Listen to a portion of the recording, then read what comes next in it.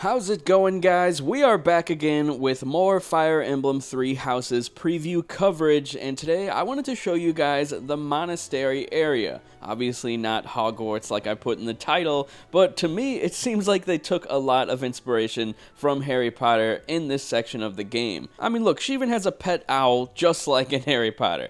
But anyway, more Harry Potter stuff later. Let's take a walk out in the monastery. Now, as I mentioned in my preview, I don't think the graphics in this area are fantastic. They don't really look that great. There's a lot of bland textures. However, I still really like this portion of the game. There's a lot of things you can do. You can go and talk to people. You can do activities like choir, fishing, one-on-one battles. There's a lot of neat things to do. So I'm just going to take you on a little tour and talk about the stuff in the monastery. Now, this is the Golden Deer classroom. This is where you do your seminars. This is where you teach your students.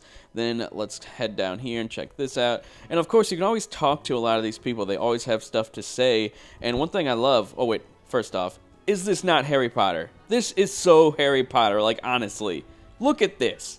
Anyway. So yeah, as you're walking around the monastery, you can see a bunch of people, talk to a bunch of people, and usually if it's in between battles, they'll say something about the last battle that happened, whether it's like story related or something that happened during it. It seems like it's really intricate, and there's just a ton of dialogue. Like after completing a main story quest, you can go back to your monastery and talk to people about what's going on, or you could just go straight to the next mission. So I assume a lot of people are going to miss out on a lot of dialogue unless you feel like running around and talking to everybody in the monastery. But anyway, this is the fishing area, and of course there's another owl. There's lots of animals throughout the monastery, which is really interesting, and unfortunately you cannot pet the animals. There's dogs, cats, owls, I think birds, I can't remember, and you cannot pet them. And I know that sounds stupid, but there's always so many of them that I just want to stop and pet them, but I can't. Now, of course, here are the dorm rooms. This is where all the students live. There's a whole nother section though where the staff lives and where some other students live, but this is where a lot of the students stay. Now, usually these doors are open, but I just started a new game, so there's lots of doors that are closed, stuff that I can't get into,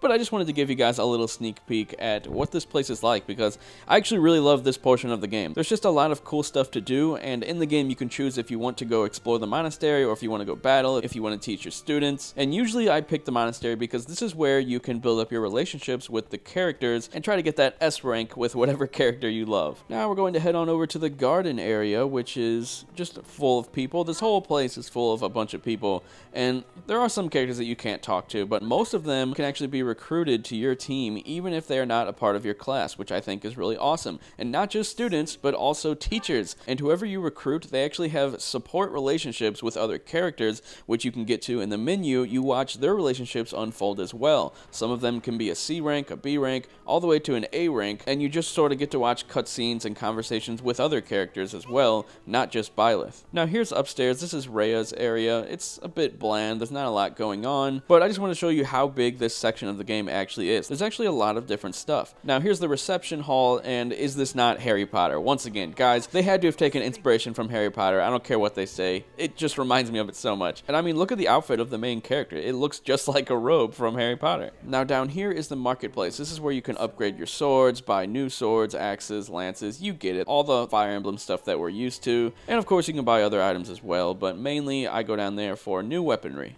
Here's just a short look at the library. Now when I'm in enclosed areas like this, I like to keep the camera down closer. You can actually choose to make it go out further third person or be up closer to you. And that's pretty much it, guys. There's a lot more stuff to this, but I don't want to spoil everything. I don't want to go over everything. I want you to explore and figure everything out for yourself, because that's part of the fun. But in case you missed it, I did a full preview on the game where I went into the nitty-gritty of the gameplay systems, the character relationships, and all of that, so be sure to check it out. And of course, I did a comparison video based on whether or not you're playing as male or female Byleth, so I'll link those right now. Thanks a lot for watching. Hit that subscribe button if you're interested, and maybe even that notifications bell if you're feeling generous. I'll talk to you guys later.